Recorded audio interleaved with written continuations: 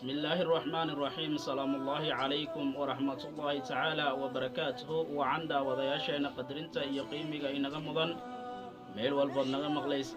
naga daawanaysaan aan iraahday kusoo dhawaada barnaamijkeena baradalkaaga qaybtii saddexaad ee allaba ay noogu barateen inaan halkan idinkugu soo gudbinno halka aad ka daawanaysaan waa channelka youtube-ka Ismaaciil Aqiila sidoo kale waxaa halkan idinkaga tabinaya ama idiin soo saaray waa saaxiibkiin waa walaalkiin Ismaaciil Maxamed Sidcali kusoo dhawaada barnaamijkeena ayaan gudagali doonaa balse intaan barnaamijkeena gudagalin ballan haddaan nagu cusub tahay channelka subscribe saar say dhiirigelinayna u noqoto sidoo kale barnaamijyada aan soo gelinayna haddii aad ka heshay saar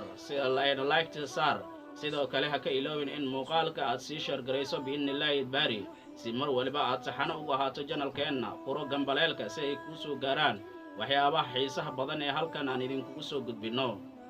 hagaag barnaamijkeena ayaan gudagali doonaa ummad kasta waxay leedahay taariikh iyo waayo taxano ah taariikhdana waxaa sameeya dadka walow fac kasta ku qormo tubtii ay u salaxeen jiilkii ka horeeyey Soomaaliya waxay ka mid tahay dalalka faca iyo taariikhda weyn gaar ahaan dalalka geeska Afrika Soomaaliya waxay gobonnimadeeda ay hanatay kowdii bishii Luulyo ama Julaayo sanadkii 1960 iyadoo dagaalkii ay Soomaaliya la galeen gumaystayaashii uu ahaa mid muddo dheer soo soconayay taariikhduna ma iloowa dadkii ama xubnihii uu u soo halgamay sidaas daraaddeed ummad waliba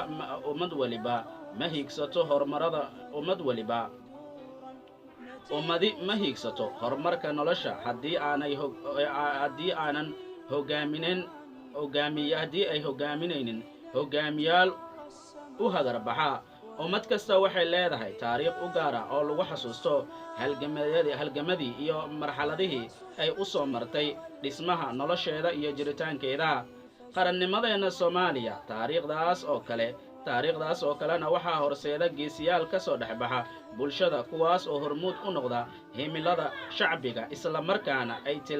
ka tilmaan qaataan Soomaaliya waxay ka mid tahay dalalka adduunka ee ku caanbaxay halgankii ay u soo galeen hanashada gobonnimadooda dalka jamhuuriyadda Soomaaliya waxaana xusid mudan in dadka Soomaaliyeed ay yihiin ummad aan ogoleen adoonsiga iyo cadaadiska lagala kulmay isticmaarka oo ay kaga soo horjeedeen gunnimada iyo dhagartii gumeysiga taariikh ahaan wixii ka horeeyay qarnigii 18aad intii uusan bilaaban duulaankii dhulka Soomaaliga lagu qabsaday Soomaalidu waxay dhaqan iyo dhaqaale ahaanba aad ugu xirnaayeen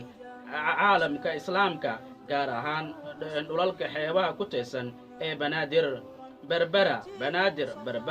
iyo Boosaaso qaybintii dhulka Soomaalida kadib waxaa abuurmay nidaamyo ku cusub bulshada Soomaaliyeed kana duwan xeerarkii iyo shuruucdii ay ku dhaqmi jireen ummadda Soomaaliyeed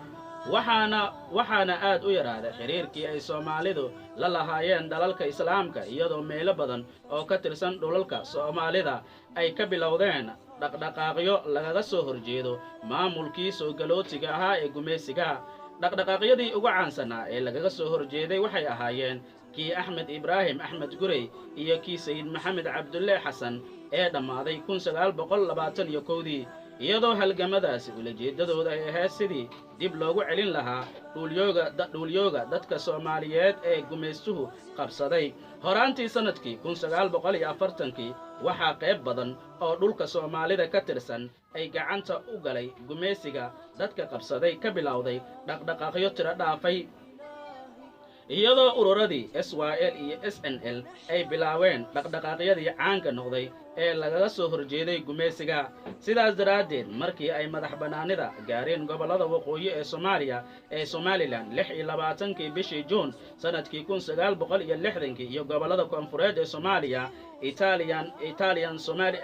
gobolada Soomaaliya ee Talyaaniga gumeysan jiray kowdii Luulyo isla sanadkaasi 1960 ay midoobeen labadaasi gobol isla waqtigaasina ay midnimadaasi kadib isku raaceen in labadaasi gobol ay midoobay in ay qaataan magaca Jamhuuriyadda Soomaaliya ama Somali Republic guud ahaan barnaamijkeena maanta intaas ayaan kusoo gabagabaynaynaa saaxiibayaal akhyaarta qadarinta iyo qiimaha inaga mudan ee daawada mar walba barnaamijyadeena sidaas ayaan idinkaga tagaynaa inta barnaamijkan midkiisa xiga aynu ku kulmi doono waa channelka youtube-ka ismaaciil caqiila iyo walaalkiin iyo saaxiibkiin ismaaciil maxamed cali oo idinkaga tagaya sidaas iyo nabadgelyo dhanka kaamiradana malyuumaanka ayay ahayd nabadgelyo salaamu ullaahi calaykum waraxmatullaahi wabarakaatu